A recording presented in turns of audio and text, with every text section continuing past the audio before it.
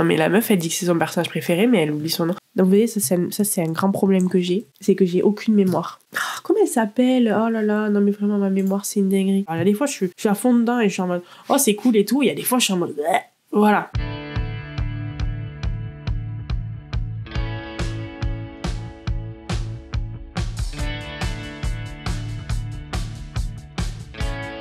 Il fait super froid. Bon, bonjour.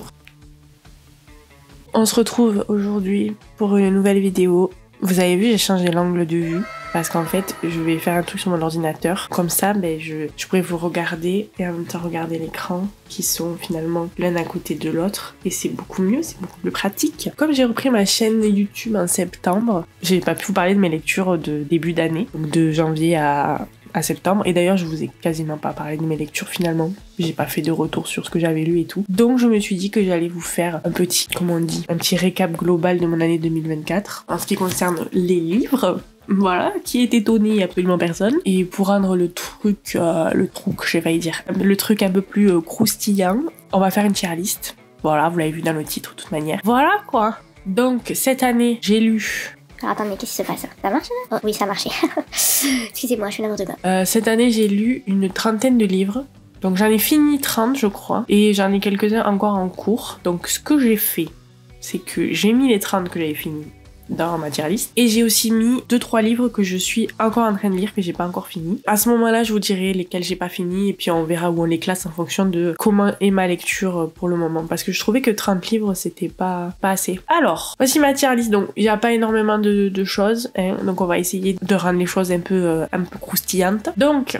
nous avons 5 catégories. En premier, tout en haut, on a les 5 étoiles. Donc c'est vraiment les coups de cœur, les livres que j'ai adorés, les livres qui sont dans mon cœur, qui font partie de la liste des livres que je relirai avec plaisir. Ensuite, on a les 4 étoiles. Donc les 4 étoiles, c'est les livres que j'ai bien aimés. Voilà, j'ai passé un bon moment. Mais j'ai pas eu la petite étincelle. Du coup, c'était bien, mais c'est pas un coup de cœur, quoi, c'est tout. Ensuite, on a les 3 étoiles. Les 3 étoiles, c'est ça passe. Voilà, c'était une bonne lecture. Ça casse pas 3 pattes à un canard, mais j'ai passé un bon moment. Je suis contente d'avoir lu ce livre, mais voilà quoi. Ensuite, on a les 2 étoiles. Les 2 étoiles, c'est vraiment pas ouf. Voilà, il n'y a pas tout qui a jeté à la poubelle, mais voilà, franchement, je l'aurais pas lu, ça aurait été pareil. Et ensuite, on a les 1 étoile. C'est les livres vraiment nuls que j'ai détestés et qu'on peut pas mettre 0 étoile, quoi. Bien, on va y aller.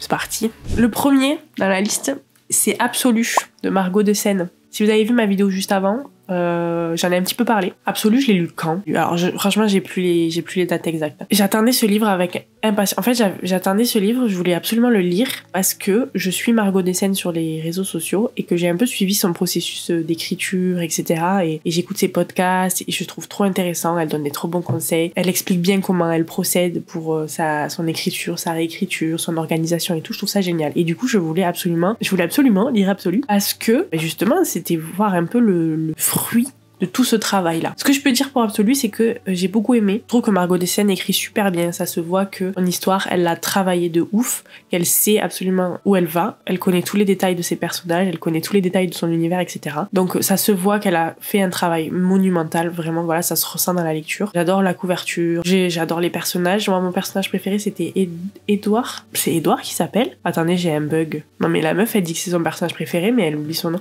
Oui, je crois que c'est ça. Et il s'appelle Ed. Il l'appelle Ed. Oh, écoutez, si jamais c'est pas ça, je mettrai son nom ici. Si jamais c'est ça, je mettrai un petit applaudissement, ok? Ça fait très longtemps que je l'ai lu. Il faut savoir aussi que j'ai une très mauvaise mémoire, hein, voilà. J'avais bien aimé les personnages et tout.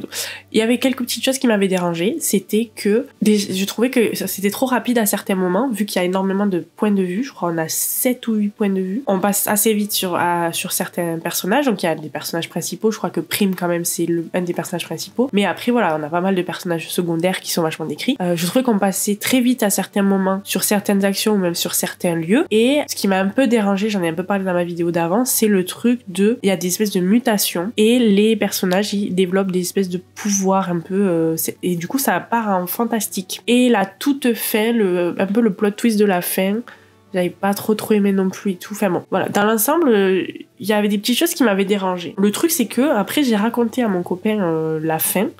et il avait trouvé ça trop stylé. Donc je me suis dit, c'est peut-être moi qui suis aigrie. Voilà. Et ensuite, je fais que voir des gens donner leurs avis sur le tome 2 et sur le tome 3, qui est sorti récemment. Et tout le monde dit que c'est incroyable, tout le monde a pleuré sur le tome 3 et tout. Du coup, je veux absolument lire la suite, quoi. Du coup, pour moi, le tome 1, je crois que j'avais mis 4 étoiles. Donc je vais le mettre dans c'était bien parce que franchement c'était bien, hein. C'était vraiment bien. J'ai eu quelques petites choses, j'étais un peu déçue parce que je pense que je m'attendais trop à quelque chose, à la Hunger Games, à la Divergente et tout. Et là le côté fantastique, ça m'a un peu dérangée. Mais bon, j'ai quand même envie de lire la suite, donc voilà, je le mets 4 étoiles quand même. Ensuite, on a Dark Rise. Oh là là, Dark Rise. J'ai adoré. J'ai eu un peu de mal à me mettre dans le truc. Je sais pas trop pourquoi, en fait. Peut-être un peu quelques longueurs à des moments. On savait pas trop où ça nous amenait. J'avais trouvé le personnage, je crois que c'est Catherine qu'elle s'appelle. J'avais trouvé ce personnage vraiment insupportable, je le détestais. Et en plus, j'étais en mode, mais il sert à quoi ce personnage? Alors qu'en fait, il est super important pour la suite et tout, pour les événements du tome 2. C'est très important qu'il y ait ce personnage-là. Et même la petite... Je crois que c'est Catherine et Elisabeth, si je dis pas de bêtises. Et ce personnage-là m'avait dérangé. Par contre, j'avais adoré le personnage de Will. J'avais adoré le personnage de... J'ai oublié son nom. James, non? C'est James, je crois. J'avais adoré le personnage de James, qui est le méchant, on va dire, du tome 1. Et évidemment, j'ai adoré le plot twist, en fait, parce que il y a vraiment un plot twist de ouf. Et franchement, c'est écrit d'une façon où tu t'y attends absolument pas. Il y a des choses vraiment comme ça où j'étais en mode waouh, c'était ouf. Et j'avais j'avais tellement hâte de lire le tome 2 que, en fait, je l'ai lu en anglais avant qu'il sorte en français. Et voilà. Donc, c'était pas un coup de cœur parce que j'ai quand même eu du mal à des moments à lire. Vous voyez, pour moi, un coup de cœur, c'est une lecture qui est linéaire. J'aime tellement le livre que quand je ne lis pas, je pense au livre et j'ai qu'une hâte, c'est de me remettre dans ma lecture, quoi. Et du coup, Dark Rise, c'est pas un coup de cœur dans ce sens-là, mais j'ai vraiment adoré. Donc, je lui mets 4 étoiles, je le mets dans c'était bien. Ensuite, on a Et l'imagination prend feu de Christelle Dabos. Alors, il faut savoir que Christelle Dabos, c'est l'autrice de La Passe Miroir. Il faut savoir que je n'ai absolument jamais lu La Passe Miroir. J'aimerais beaucoup, parce que j'en entends énormément de bien. Il y a un truc qui me dérange un peu avec ça, c'est que apparemment les gens sont très déçus du dernier tome. Et un dernier tome d'une saga aussi incroyable qui est loupé, ça me donne pas envie. Donc je repousse ma lecture et j'ai pas encore sauté le pas, mais je pense que je le ferai. Par contre, comme j'écris aussi, j'ai acheté pas mal de livres par rapport à l'écriture de fiction, etc. Dans celui-ci que j'ai lu en début d'année. Et en fait, j'ai adoré. C'était hyper intéressant. Donc j'ai plus le livre, je l'ai vendu, mais je vous le conseille franchement. Alors, moi je le trouve quand même très très cher pour ce que c'est. Franchement, je trouve qu'on est dans les 15 € et c'est un tout petit livre vraiment. C'est très cher pour moi. Mais j'ai adoré, c'était hyper intéressant d'avoir les processus d'écriture de Christelle Dabos, ses conseils d'écriture, son ressenti par rapport aux corrections qu'elle a eues sur ses livres et tout. Et elle parlait du fait que elle a écrit La Passe Miroir un peu d'une traite, où tout venait dans sa tête comme ça, elle a pas fait de plan, elle est pas du tout architecte, et que quand elle a soumis son manuscrit, on lui a fait faire des corrections parce que justement il y avait des choses, il y avait des incohérences et tout. Enfin bon, en fait j'ai trouvé ça vraiment vraiment intéressant. Donc si vous avez lu La Passe Miroir, ça peut vous donner un peu les backstage de l'écriture. Par contre, si vous l'avez pas lu ou même si vous l'avez lu et que vous écrivez, ça peut aussi vous donner des idées, des petits tips et tout. Alors c'est pas un livre de conseils d'écriture. Par exemple, j'ai acheté L'Anatomie du scénario où là on va être vraiment plus dans des conseils de plans, etc. pour son histoire. Et j'en ai acheté un autre, comment il s'appelle? Écrire de la fiction ou je sais pas quoi. Là c'est pareil, c'est un peu le même style. Donc là pour Christelle Dabos, on n'est pas sur un truc de conseil d'écriture, mais c'est hyper intéressant d'avoir un peu le point de vue de l'autrice sur son travail et sur comment ça s'est passé, vraiment les coulisses de l'écriture, quoi. Donc voilà. Du coup, je crois que pour l'instant tout est dans 4 étoiles. Je peux pas le mettre dans le coup de cœur parce que c'est pas un coup de cœur. Je veux dire, c'est pas un roman. J'ai pas eu l'étincelle parce que c'était pas le but, mais je peux pas le mettre dans sa passe parce que j'ai vraiment adoré, donc je le mets dans 4 étoiles. Parce que j'ai beaucoup aimé, c'était hyper intéressant. Ensuite, on a Jusqu'en enfer de Lee Bardugo. Alors, Jusqu'en enfer, c'est le tome 2 de la saga, je crois que c'est la saga Alex Stern qu'elle s'appelle. Et le tome 1, c'est la 9e maison. Donc, c'est une Dark Academia. Dans le tome 1, on suit Alex Stern, du coup. Donc, elle a un don et elle peut voir les morts. Oui, c'est ça, elle peut voir les fantômes, elle peut voir les morts. Et elle intègre une université. Oh là là, attendez, je me rappelle plus quelle université c'est. Donc vous voyez, ça c'est un grand problème que j'ai, c'est que j'ai aucune mémoire. Ok, oui, voilà, ça je me rappelle. Donc en gros, elle a 20 ans et elle est l'unique survivante d'un massacre dans une maison et tout. C'est un massacre un peu inexpliqué. et elle se voit offrir une seconde chance et elle rejoint la prestigieuse, je lis à moitié, vous avez capté, elle rejoint la prestigieuse université de Yale et elle intègre la maison l'été. Et en fait, c'est la 9e maison. Et cette maison-là, elle surveille les 8 sociétés secrètes présentes à Yale. Donc ça tourne autour du surnaturel, etc. Et voilà, donc dans ce livre, en gros, les personnes influentes, elles sont passées par Yale et elles ont fait partie des sociétés secrètes et tout. Voilà, franchement, c'est hyper intéressant. Et la maison l'été, elle est là pour surveiller qu'il n'y ait pas de débordement, machin. Et elle voit les fantômes et il y a tout un truc comme ça. Ah oui, et voilà. Et là, dans le tome 1, le mentor qui l'a formé, il a disparu. Et du coup, on va suivre un peu l'enquête pour essayer de découvrir où il est, comment il a disparu, pourquoi, machin et tout. Le tome 1, j'avais adoré. Franchement, c'est une trop bonne lecture. Si vous aimez la Dark Academia, que vous aimez un peu le fantastique et tout, les trucs qui se passent dans les universités avec des trucs hyper sombres, machin. Une héroïne... Alors, à l'externe, elle est vraiment très spéciale. Elle peut être assez détestable au premier abord. Et en fait, elle a une relation avec... en gros, ils sont 3 dans la maison l'été. Il y a elle, il y a le mec, je sais plus comment il s'appelle, Darlington. Et il y a Pamela, elle s'appelle, mais elle a un surnom, je sais plus. Et en fait, elle et Pamela, elles vont un peu s'associer pour retrouver Darlington. Je sais pas un spoil, c'est écrit sur la 4e de couverture. Et en fait, j'aime trop la relation qu'elles ont toutes les deux. Genre, elles sont potes. Au début, c'est un peu bizarre, genre, parce que Pamela, elle se méfie de Alex et tout. Mais en fait, elles vont développer une espèce de relation amicale hyper touchante et tout. Et franchement, j'ai adoré. Et il y a d'autres personnages que j'ai adoré. Par exemple, Turner, je crois que c'est mon personnage préféré de la saga parce que c'est le flic en gros. Et j'aime trop son personnage. J'aime trop comment il est écrit et tout. C'est mon personnage préféré. Dans le tome 2, je crois que c'est ça qui relevait un petit peu le niveau. Du coup, le tome 1, j'avais adoré. Et le tome 2, en fait, j'ai passé un bon moment. Mais j'étais un peu déçue. Je sais pas. Peut-être que j'en attendais trop parce que j'avais adoré le premier. Mais je sais pas, le tome 2, c'était chiant en fait. C'était chiant, il y a toute une partie qui se passe en enfer. Et puis Darlington, ils doivent le retrouver. Ce personnage-là, il est insupportable en fait. Dans le tome 1, je l'aimais bien. Dans le tome 2, je l'ai détesté. Et en plus, il y a plein de petites choses qui m'ont dérangé. Je saurais plus vous dire quoi exactement. Mais il y a des moments où ils vont chercher des personnages et tout parce qu'ils ont besoin d'avoir plein de monde pour refaire un truc. Sauf que ces personnages-là, ils sont pas vraiment développés. Ils sont pas très intéressants. On a l'impression qu'ils sont juste là pour être là à certains moments. Il y a des trucs qui se passent, on sait pas trop. Ouais, non, franchement, j'ai été déçue du tome 2.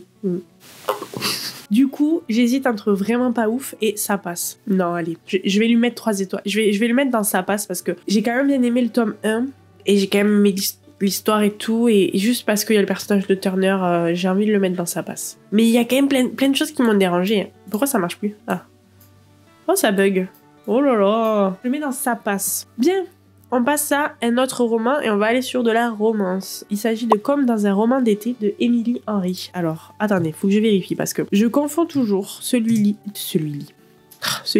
et People We Meet on Vacation. Ouais, c'est ça, je les confonds les deux. Faut que je me remémore l'histoire. Il manque un mot dans le résumé. Mais oui, en gros, c'est ça. Ils se retrouvent à habiter dans 2 maisons côte à côte pendant les vacances d'été. Et en fait, eux, ils se connaissent depuis l'université. Et apparemment, à l'université, ils se détestaient parce que lui, il écrivait un certain type de roman. Donc lui, il écrit des romans plutôt sérieux et tout. Et elle écrit des comédies romantiques. Donc en gros, ils peuvent pas se blairer. Et ils vont finir par se donner un défi. C'est que chacun d'eux doit écrire un roman dans le genre littéraire de prédilection de l'autre. Franchement, j'ai pas grand chose à dire sur ce roman. J'ai passé un bon moment. Je trouve que Emily Henry, elle écrit super bien, elle a vraiment une belle plume très agréable. Franchement, j'ai bien aimé. Ouais, c'était cool, hein. Je lis pas énormément de romances, même si il y en a quand même pas mal là-dedans. Généralement, la romance, franchement, je suis assez bon public, hein, parce que, je veux dire, il suffit qu'à la fin, les 2 personnages finissent ensemble et que ça soit bien amené pour que je sois conquise. Donc, ouais, franchement, c'était une bonne lecture. Je le mets dans c'était bien. Je me rappelle avoir passé un bon moment. Donc, je le mets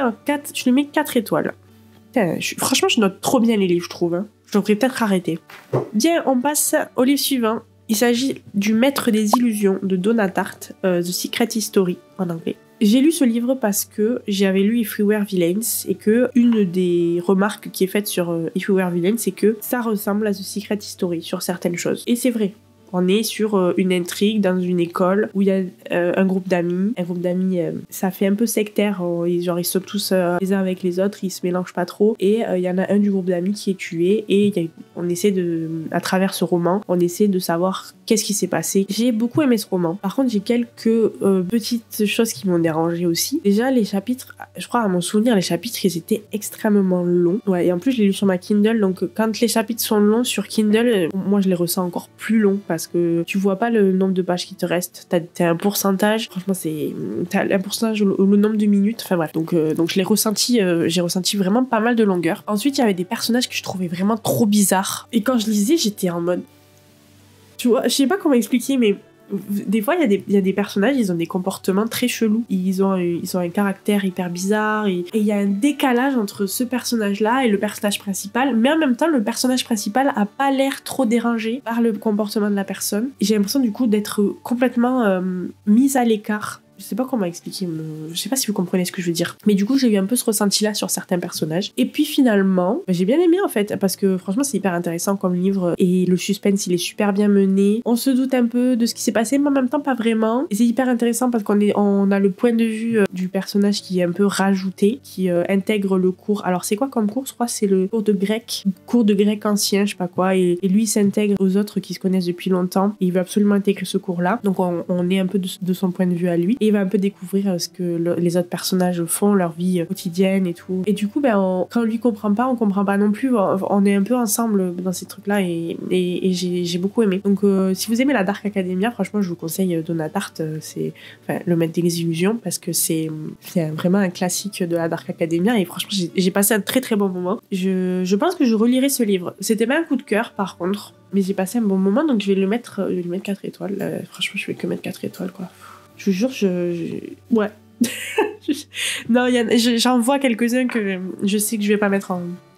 Je sais où je vais les mettre. Ah ouais. Bon bref, on va passer ensuite à La maison où je suis mort autrefois. Alors ce livre-là, je l'ai lu parce que j'écoute le podcast c'est le podcast Devenir écrivain. Oh, comment elle s'appelle? Oh là là, non mais vraiment ma mémoire c'est une dinguerie. Lucie, voilà, c'est Lucie Castel. Donc j'écoute le podcast de Lucie Castel, Devenir écrivain, et elle est pas toute seule je crois sur le podcast, mais généralement quand j'écoute c'est elle. Et en fait elle parlait de La maison où je suis mort autrefois comme bon gestionnaire pour le suspense, et elle en parlait souvent. Et du coup, je me suis dit que j'allais le lire parce qu'en plus, il est assez court. Et franchement, j'ai beaucoup aimé. C'est une espèce de thriller. Non, c'est pas un thriller. Comment on pourrait qualifier ce livre? Je veux pas dire de bêtises parce que ça fait un moment que je l'ai lu. Policier suspense, fiction psychologique. Sayaka Kurahashi va mal. Mariée à un homme d'affaires absent, mère d'une fille de 3 ans qu'elle maltraite, elle a déjà tenté de mettre fin à ses jours. Et puis il y a cette étonnante amnésie. Elle n'a aucun souvenir avant l'âge de 5 ans. Plus étrange encore, les albums de famille ne renferment aucune photo. Une photo d'elle au berceau faisant ses premiers pas. Quant à la mort de son père, elle reçoit une enveloppe contenant une énigmatique clé à la tête de lion et un plan sommaire conduisant à une bâtisse isolée dans les montagnes. Elle se dit que la maison recèle peut-être le secret de son mal-être. Elle demande à son ancien petit ami de l'y accompagner. Elle découvre une construction abandonnée, l'entrée a été condamnée, toutes les horloges sont arrêtées à la même heure, dans une chambre d'enfant il trouve le journal intime d'un petit garçon, comprenant peu à peu que l'inquiétante demeure a été le théâtre d'événements tragiques. Peut-être que dit comme ça donne pas trop envie, mais franchement ça vaut vraiment le coup de les lire. J'ai passé un très très bon moment et on se prend au jeu de vouloir essayer de deviner avec les indices que l'auteur dissémine un peu partout qu'est-ce qui s'est passé quoi. Ouais, franchement c'est un bon livre, je vous le conseille vraiment. J'ai vraiment passé un bon moment et comme vous l'avez peut-être compris, je vais lui mettre 4 étoiles. Hein. Non, franchement j'ai beaucoup aimé ce livre. C'est une bonne petite découverte et j'aime trop lire franchement je suis trop fière de moi quand je lis des livres qui n'ont pas été influencés soit par BookTok ou soit par Bookstar. La Divergente. Alors cette année je voulais me relire les Divergentes et je voulais les relire en anglais et j'ai lu le tome 1 et je me suis arrêtée au tome 1. Franchement je sais pas pourquoi, ne me demandez pas pourquoi. J'ai pas lu la suite, j'ai la suite qui m'attend dans ma Kindle, vous inquiétez pas, je le dirai. Divergente, le tome 1 et le premier film, j'ai adoré. À partir du 2 j'ai moins aimé. Je me rappelle d'avoir détesté la fin de Divergente en livre. J'ai détesté les films 2 et 3. Mais voilà, le tome 1 et le premier film, c'était vraiment incroyable. Vraiment, c'était incroyable. Et j'étais trop heureuse de le relire. Franchement, j'avais le mettre dans les coups de cœur parce que c'est un livre que je relirai avec plaisir. Du coup, ouais, je le mets dans les coups de cœur, Divergente. Parce que c'est que le tome 1 et que j'étais trop contente de le relire, quoi. Alors, on arrive à notre... Attendez, parce que j'ai fait bouger le téléphone. Voilà. On arrive à notre premier livre qui n'a pas été terminé encore. Il s'agit de The Hurricane Wars. Oh là là... Excusez-moi, je sais plus parler. Alors, j'ai vu passer ce livre plein de fois sur les réseaux sociaux et je l'ai commencé en lecture commune avec ma pote Chloé. Là, j'en suis à la moitié et j'ai mis en pause parce qu'en fait, Chloé, elle est en Australie, là, donc elle a pas le temps de lire. Je sais pas, elle pourrait faire un petit effort quand même. Je rigole. Non mais du coup elle m'a dit de l'attendre, donc j'ai mis en pause et puis comme moi j'ai plein de livres à lire, je lui ai dit ok, pas de souci. Surtout que bon, là pour le moment le ressenti que j'ai sur ce livre il est vraiment pas ouf. Est-ce que ça va être notre premier 2 étoiles? Je sais pas. Ce que je peux vous dire c'est que je trouve la lecture hyper compliquée. Alors au début on voulait le lire en anglais, j'ai commencé en anglais, je peux vous dire que j'ai arrêté de suite parce que c'était beaucoup trop compliqué. Il y a des phrases à rallonge, franchement il y a des phrases elles font un paragraphe entier. T'es là mais en fait tu connais pas les points. Des fois je trouve les personnages, je trouve la relation bizarre entre les deux personnages, ils parlent d'eux comme s'ils se connaissaient depuis longtemps. En même temps, on n'a pas le background, on sait pas s'ils se connaissent vraiment depuis longtemps ou s'ils viennent de se rencontrer. Des fois, il y a des descriptions en mode oh là là, ses lèvres charnues, je sais pas quoi, vas-y, tais-toi. Il y a plein de choses comme ça qui me dérangent. L'histoire est pas mal, franchement, j'aime bien l'histoire, mais c'est la façon dont c'est écrit que ça me dérange, la plume et tout, j'ai trop du mal. Franchement, j'ai du mal à lire ce livre. Alors, il y a des fois, je suis à fond dedans et je suis en mode oh, c'est cool et tout. Il y a des fois, je suis en mode voilà. Donc, sur cette première moitié, puisque j'ai pas lu la fin, je vais le mettre en 2 étoiles parce que je souffle quoi. Voilà.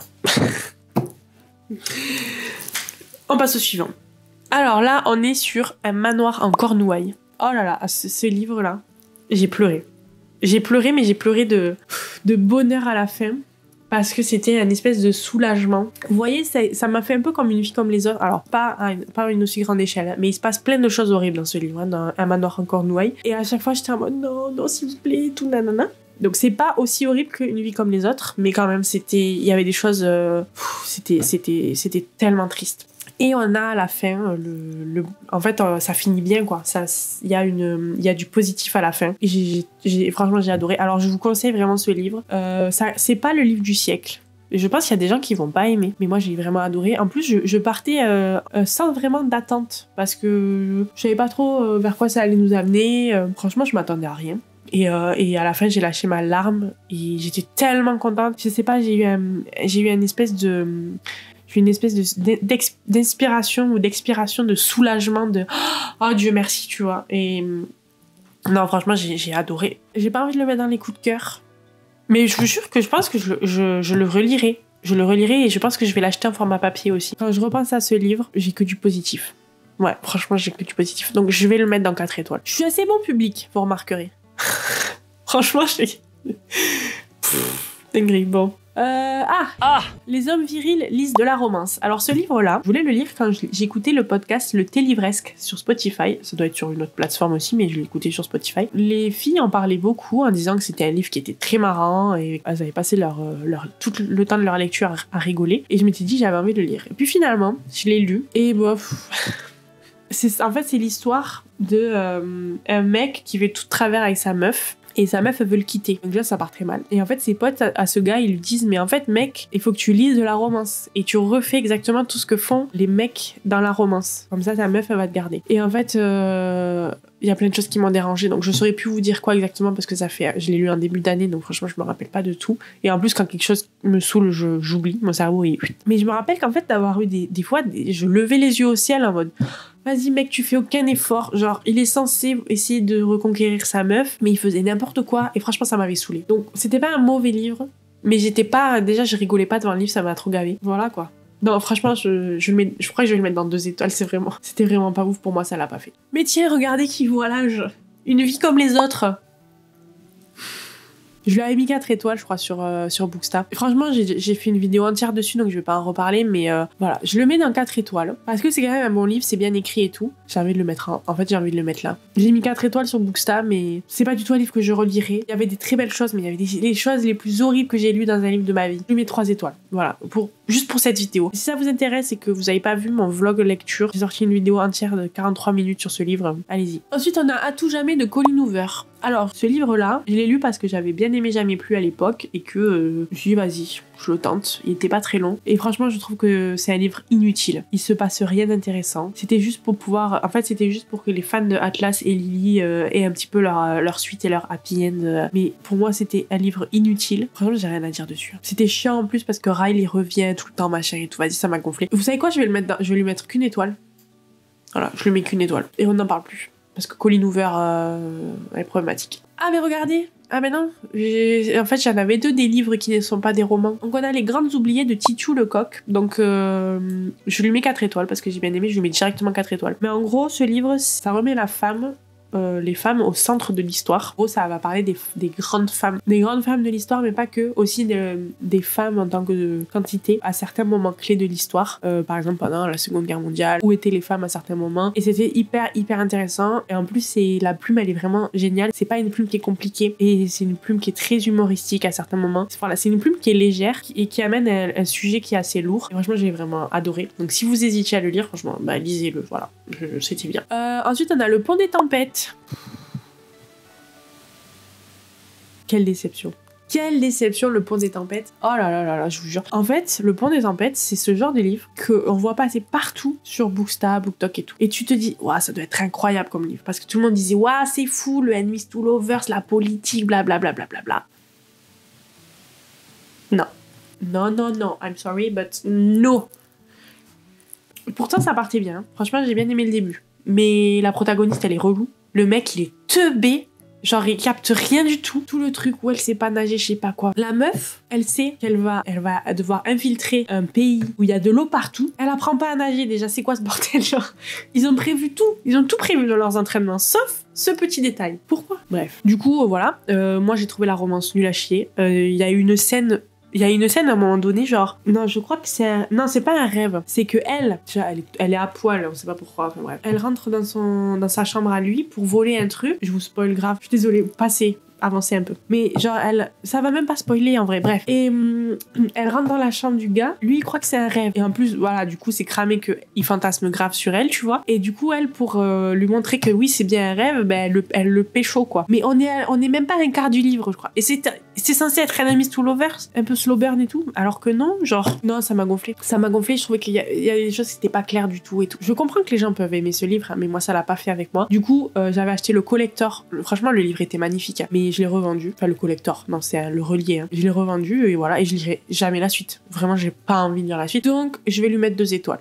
Voilà. Je lui mets pas 1 étoile parce que, voilà, mais le livre était beau. Mais, non. Ça l'a pas fait avec moi. Je commence à rééquilibrer un peu le tableau là, vous avez vu, c'est pas mal. Ensuite, on a Mexican Gothic. Alors ce livre-là, je l'ai écouté en audio parce que j'avais 3 mois Audible offert, je crois. Et du coup, je l'ai écouté en audio pendant que je travaillais. J'ai été grave déçue. Les romans où il y a une ambiance hyper glauque comme ça, mais un glauque où en fait, tout est glauque et tout le monde est glauque, sauf une personne, mais du coup, tu te demandes si cette personne-là est pas glauque aussi. Je peux pas. Ce genre de livre, je peux pas, ça me fait... En fait, j'ai envie de vomir. Ça m'angoisse trop. Et moi, j'ai besoin d'avoir des personnages un peu rationnels et un peu en mode...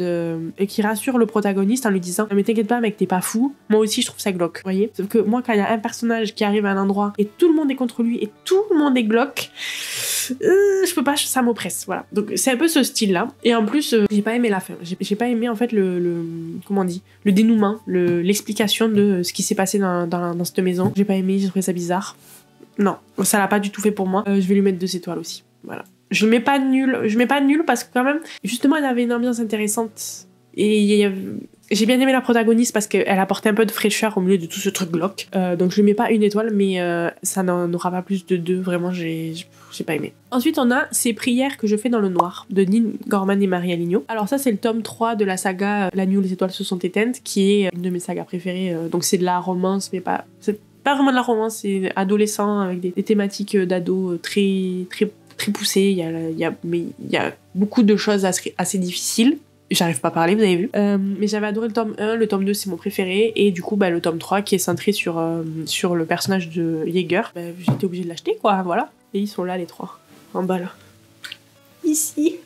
Écoutez, j'ai bien aimé. C'est pas mon préféré des 3 parce que pour le moment le tome 2 est indétrônable, mais j'ai passé quand même un très bon moment de lecture. J'avais envie de pleurer. Franchement, c'était triste, c'était très difficile à certains moments à lire, mais j'ai passé un très très bon moment. Franchement, c'était bien. Donc je vais lui mettre 4 étoiles, parce que... Ouais, ça mérite 4 étoiles, franchement, pour moi. Bon, ensuite, on a un livre que j'ai toujours pas fini, mais franchement, il me reste 200 pages, donc on va le mettre dans la liste. C'est Feu et sang de George R.R. Martin. Il sera pas d'un coup de cœur. Pour la bonne et simple raison que c'est chiant à lire. Voilà, donc il y a des gens qui doivent adorer ce livre et tout, et tant mieux pour eux. Et moi, il y a des moments que j'ai adoré lire. Mais en fait, c'est un livre d'histoire sur les Targaryens. Donc on a les actions qui s'enchaînent, les événements qui s'enchaînent les uns après les autres qui sont racontés en mode il s'est passé ça, il s'est passé ça, il s'est passé ça. Il y a une flopée de personnages. Des fois, il y a un personnage, il est cité, il a un nom long comme mon bras. T'en as rien à foutre parce que de toute manière, on va pas le revoir. Il est cité et bam, il crève quoi. Et enfin bon, non, c'était chiant. Et en fait, à la base, je voulais le lire avant de regarder la saison 2 de House of the Dragon, du coup. Sauf que ça m'a tellement saoulé que j'ai pas fini, quoi. Voilà. Donc là, j'ai rattrapé, j'ai lu tout le moment où il y a la saison 2 et un petit peu après. Mais j'ai tellement pas envie de lire la suite, ça me gonfle. Mais j'ai quand même mis dans mon objectif de le terminer en 2025, donc voilà. Franchement, j'adore cet univers, hein, mais j'ai envie de le mettre dans sa passe. Ouais, je le mets dans sa passe parce que... Franchement, ça me gonfle un peu, je vous le dis. Ensuite, on a La femme de ménage. Alors, ce livre-là, je l'ai lu en un jour. Et franchement, j'ai adoré. J'ai adoré. Alors, c'est pas le livre du siècle, c'est pas un coup de cœur, mais en fait, c'était assez prévisible comme plot twist, mais en même temps, c'est écrit d'une façon où c'est tellement bien amené. Et la deuxième partie, elle est tellement intéressante quand on sait le pourquoi du comment. Franchement, c'était génial. Je le mets... Est-ce que c'est un coup de cœur? Je l'ai pas ressenti comme un coup de cœur sur le moment, mais je l'ai quand même lu en un jour. Hein. Bon, vous savez quoi? Je vais le mettre en coup de cœur. Ouais. Allez, je le mets en coup de cœur. Putain, alors là, on a Vers la beauté de David Fuenquinos. J'en ai un petit peu parlé, je crois, dans ma vidéo sur Une vie comme les autres. Alors ce livre-là, j'ai une pote à moi qui me l'a chaudement recommandé, et elle m'a recommandé David Fuenquinos de manière générale. Elle m'a recommandé celui-là. Et j'ai Yanis sur Instagram qui en avait parlé et tout, donc je m'étais dit que j'allais l'acheter et le lire. Sauf qu'en fait, on m'a pas prévenu du thème principal de ce livre, parce qu'il est absolument indiqué nulle part, et il n'y a pas de trigger warning. Du coup, pour ceux qui l'ont lu, vous saurez de quoi je parle, mais il y a une scène extrêmement choquante et extrêmement explicite, qui est un peu l'explication de pourquoi il y a tout ça. Et en fait, c'était horrible. Voilà, j'ai détesté ma lecture, ça m'a mis au fond du seau. J'aurais bien aimé qu'on me prévienne. Donc moi, j'en ai parlé à mes copines après, je leur ai dit, j'ai lu un livre horrible, en fait j'avais besoin d'extérioriser ce que j'avais lu, et du coup ça les a intriguées, elles ont quand même voulu le savoir, elles ont quand même voulu le lire, donc elles l'ont lu, mais du coup, comme je les ai prévenues, ça allait. Elles pouvaient lire en leurs âmes et conscience. Moi, j'aurais aimé qu'on me dise fais attention, il y a tel sujet dedans. Je vais pas en parler là, parce qu'il y a peut-être des gens qui veulent pas savoir, mais sachez que si vous voulez lire Vers la beauté, renseignez-vous sur un peu le thème principal. J'ai envie de lui mettre une étoile, juste parce que ça m'a fait du mal en fait. Et ça m'a fait du mal de lire ça. Donc je lui mets une étoile. Je suis désolée Jade, si tu vas sûrement regarder cette vidéo.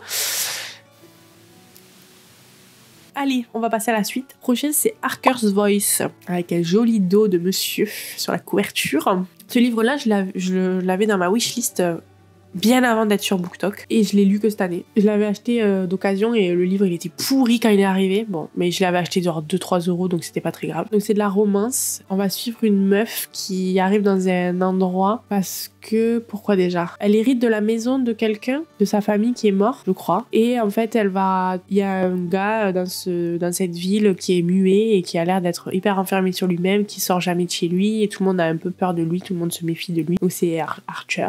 Vous l'avez capté? Oui, c'est Arthur, pas Harker. Ce livre-là, j'étais un peu déçue. Surtout qu'il y a plein de choses qui m'ont dérangée. Il me semble qu'à un moment donné, il y a une scène. Ça pourrait être qualifié comme un viol, mais c'est hyper romantisé en fait. Genre, je crois elle dort et lui, il la réveille et plus si affinité. Et elle, ça la choque pas du tout. Et moi, ça m'a vraiment choquée. J'étais en mode, ah ok.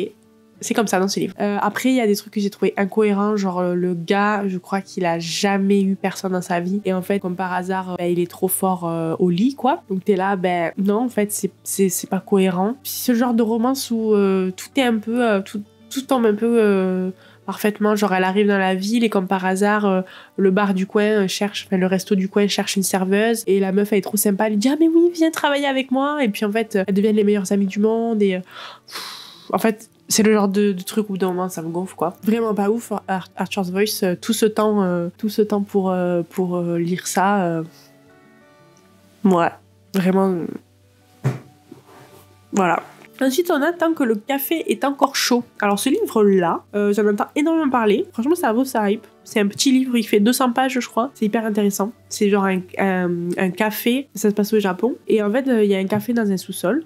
espèce de petit salon de thé qui sert du café, des poissons chauds et tout, trop cosy. Et en fait, quand tu demandes un café spécial, le temps que le café il est encore chaud, tu peux revenir en arrière et revivre une scène. Donc tu deviens spectateur de cette scène-là, mais tu peux un peu aller revenir dans le passé pour voir des gens, quoi. Et je crois que tu peux le faire qu'une fois. Et du coup, on suit plusieurs personnages qui vont aller dans le passé avec des petites intrigues. En fait, c'est hyper rafraîchissant de lire ce genre de livre parce que c'est écrit d'une façon très lente, très posée, très contemplative. Ouais, j'ai passé un très très bon moment de lecture et j'aimerais bien lire la suite. Enfin, je sais pas si c'est une suite, mais en tout cas, il y a un autre livre un petit peu dans le même style du même auteur qui a l'air vraiment bien. Donc voilà. Donc c'était un très très bon livre et je le mets en 4 étoiles.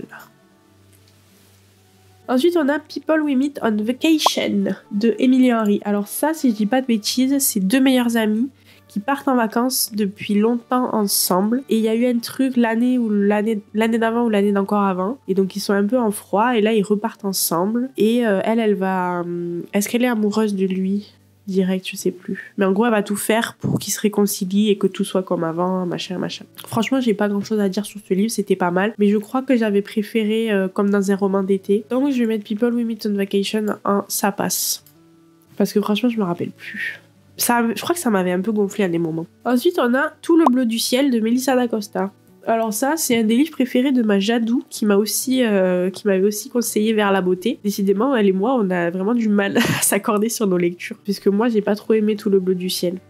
En fait, il fait 800 pages. Je l'ai trouvé tellement long. Mais les gars, c'est un des livres les plus longs que j'ai lu de ma vie. Mais long dans le sens, parce que j'en ai lu des livres longs. Hein. Je veux dire, l'Empire d'or de Chakraborty, il fait 1000 pages. Et j'ai adoré. C'est pas une question de long, le nombre de pages. C'est long dans la longueur de ce que je lis, quoi. Vous comprenez ce que je veux dire ? Et ouais, j'ai trouvé ça trop long, quoi. J'ai trouvé ça trop long. Je pense que tu peux enlever bien 300 pages. Et ça change rien. J'ai bien aimé le début, c'est hyper intéressant. Machin. Alors, je sais pas si vous savez de quoi ça parle. C'est un mec... Attendez, je me rappelle plus. Il a un Alzheimer précoce, il lui reste 2 ans à vivre et il loue une caravane pour faire un ultime voyage et il cherche un compagnon de voyage et il va tomber sur une meuf qui va faire le voyage avec lui. Et ça va raconter tout ce périple-là. Donc ça se passe en France, donc en fait ils vont dans plein... Donc ça j'ai trouvé ça trop bien parce que du coup tu découvres un peu des petits bleds de France trop mignons. Et on a tout leur périple avec les hauts et les bas, machin. Il y a une petite romance et tout. Sauf que moi j'ai trouvé ça beaucoup trop long en fait. Franchement ça m'a gavé. Ça me dérange pas de lire un livre long, mais là c'était trop long, trop lent. Franchement j'ai pas grand chose à dire sur ce livre à part que ça m'a saoulée. Et j'ai tellement saoulée que je l'ai revendu. Je revends jamais mes livres de poche. Franchement c'est rare parce que généralement ça se vend pas, mais là je me suis dit vas-y c'est bon je le revends. Donc je vais pas lui mettre qu'une seule étoile, je lui en mets 2 parce que ça l'a pas fait pour moi. Voilà, je lui mets dans vraiment pas ouf. Je suis désolée Jade, je sais que t'adores ce livre. Et à contrario, moi j'adore Changer l'eau des fleurs et elle aime pas, hein, ou elle a pas trop aimé. Alors que Changer l'eau des fleurs c'est un de mes livres préférés. Donc voilà, chacun ses goûts quoi. Mais ouais, moi ça l'a pas fait pour moi, Tout le bleu du ciel. Voilà. On passe à la suite. Ensuite on a La chasseuse et l'alchimiste. Je l'ai dit du premier coup. Alors, La chasseuse et l'alchimiste, c'est trop dur à dire. Je crois que c'est le premier relié que j'ai acheté de ma vie parce que je trouvais magnifique ce livre. Je l'avais précommandé tellement je le trouvais beau. Bah écoutez, franchement, c'était une bonne lecture. C'est une fantaisie un peu... Franchement, c'est hyper cosy comme fantaisie. C'était trop mignon, j'ai adoré. Non, franchement, j'ai bien aimé. Allez, je le mets dans... C'était bien.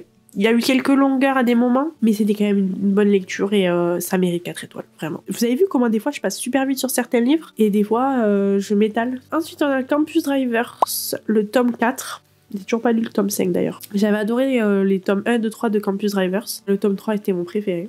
Donc quand est sorti le 4 et le 5, j'avais vraiment hâte de les lire. Et ça va, c'était pas mal, mais je sais pas pourquoi, en fait je retrouvais pas du tout l'essence du 1, du 2 et du 3. Du coup, je suis un peu mitigée sur celui-là. Donc je vais lui mettre 3 étoiles. C'était bien, j'ai passé un bon moment, mais bon...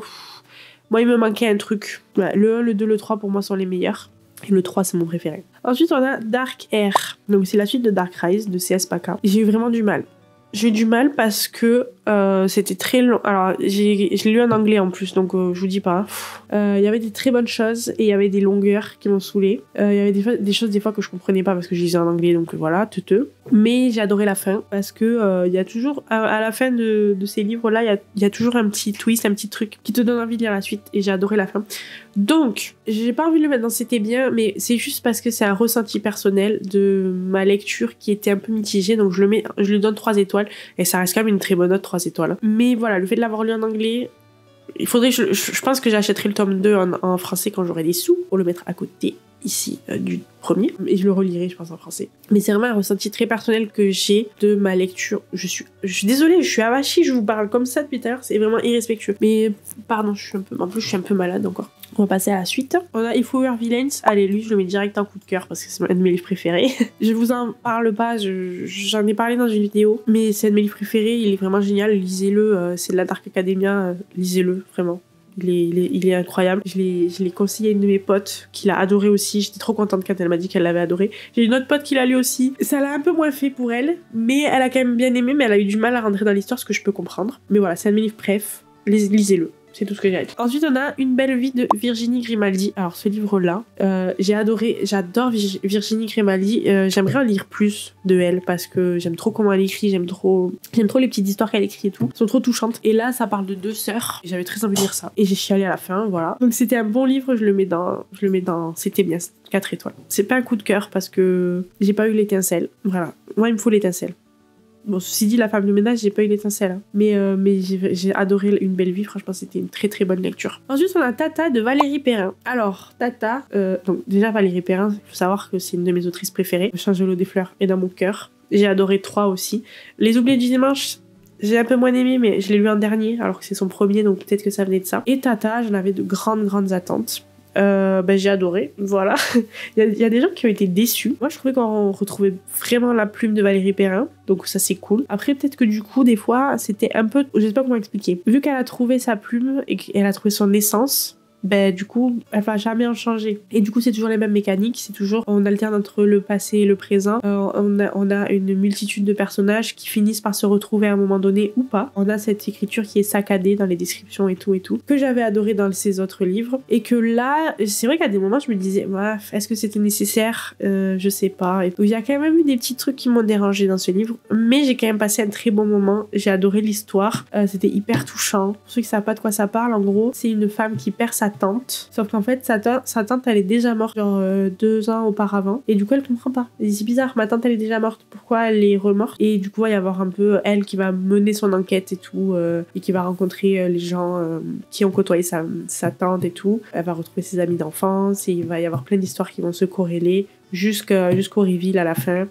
C'est ça qui m'a un peu manqué, c'est que le reveal il est amené d'une façon où on le devine pendant le chapitre, et du coup à la fin il n'y a pas le truc choc à la fin du chapitre en mode tac, c'est ça, c'est amené petit à petit, et du coup j'étais en mode il m'a manqué le petit tu vois. Donc voilà, c'est ça il y a un peu de ce truc là qui m'a dérangé, mais j'ai passé un très bon moment. Enfin, j'adore Valérie Perrin quoi, donc c'est pas un coup de cœur pour le coup, mais c'est 4 étoiles. Et on arrive à notre dernière lecture, qui est une lecture inachevée. Il s'agit de Manacled. Donc Manacled, fanfiction Harry Potter, c'est un dramion, donc c'est Dramion, c'est quand les gens ils veulent que Draco Malfoy et Hermione Granger finissent ensemble. Et là, c'est inspiré de La Servante écarlate, mais ça se passe après la guerre, et ça part du principe que Voldemort a gagné la guerre et que Hermione elle est envoyée chez Draco Malfoy pour porter son enfant. Et voilà, donc il faut faire très attention au trigger warning si vous voulez le lire. Et il est dispo qu'en anglais, et il va être bientôt réadapté en mode pas Harry Potter, donc avec d'autres prénoms et tout. Et il y aura une sortie officielle aux États-Unis, et du coup on peut attendre forcément une traduction en France dans quelques années je pense, mais du coup ce sera pas les noms de Harry Potter et tout, donc je sais pas trop comment ils vont faire, mais voilà. Alors pour Manacled,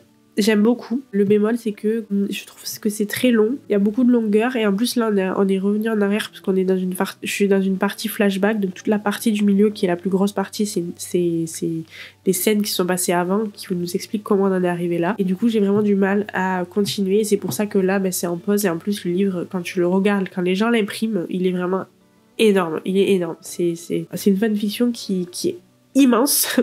Je pense que franchement il doit avoir bien 1200-1300 pages de livre. Donc ma lecture elle traîne. Donc pour le moment j'ai envie de le mettre dans ça passe. Parce que ça passe tout simplement. Mais je vous jure, des fois je vais sur Wattpad, il y a une traduction sur Wattpad si jamais, une traduction très très bancale. Vraiment ça a été fait sur Google Traduction, mais au moins ça permet aux gens qui parlent pas du tout anglais de pouvoir lire cette histoire. De temps en temps je vais sur Wattpad et je lis en rapide la version française pour voir un peu les principaux événements, pour avancer plus vite, et je me rends compte que je suis contente de pas lire les chapitres que je passe rapidement, parce que je trouve que c'est pas très intéressant, il se passe pas grand chose. Donc voilà, donc pour le moment pour moi ça passe. J'ai quand même très très hâte de lire la suite et de lire la la fin parce qu'apparemment c'est la grosse chialade. C'est assez rare que je pleure devant les livres, mais j'adore quand ça m'arrive. Je dis c'est assez rare, mais dans cette liste, il y en a bien 2-3 où j'ai pleuré. Voilà. C'est fini les gars. J'ai fini ma tier list. Ben voilà, hein. Donc on peut voir quand même que je suis assez bon public parce que j'ai énormément de livres qui sont en coup de cœur ou en c'était bien. J'ai pas énormément de coups de cœur et je peux vous dire, franchement, la vérité c'est que Divergente et La femme de ménage, ils sont pas là normalement, ils sont là, hein. Ils sont en 4 étoiles. Dans cette liste, il y a que If We Were Villains qui a un coup de cœur, mais je les ai mis là parce qu'il fallait quand même que j'en mette et que ça a été des très bonnes lectures. Voilà. Donc dites-moi dans les commentaires s'il y a des livres dans cette liste que vous avez lus et qu'est-ce que vous en avez pensé. Où c'est que vous mettriez certains livres que moi j'ai placés, est-ce qu'il y a des trucs que j'ai mis en coup de cœur que vous avez détesté ou inversement. N'hésitez pas à me donner votre avis. Donc je vais vous laisser là. Merci d'avoir suivi cette vidéo. On se retrouve la semaine prochaine pour une nouvelle. Donc, merci d'avoir regardé jusqu'ici. Mettez un petit emoji livre dans les commentaires comme d'habitude si vous avez lu, si vous avez vu jusqu'ici la vidéo. N'hésitez pas à vous abonner pour de nouvelles aventures. Et voilà. Allez, je vous laisse. Ciao!